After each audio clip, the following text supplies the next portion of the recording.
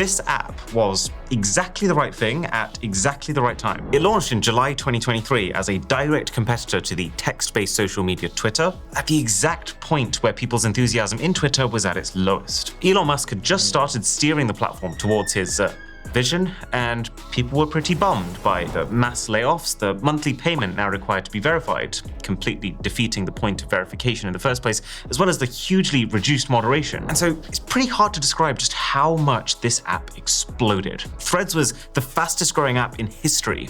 Think about this number for a second. 70 million signups in the first 2 days. Threads looked guaranteed to become the next big thing. We even made a video talking about how big of a deal it should have been. But it turns out Meta didn't release this app at the time that they did because it just so happened to be fully polished and ready to go at that time. They released it specifically to capitalize on all this drama with Twitter, which meant that while they could, and they did, get the users, they couldn't keep them.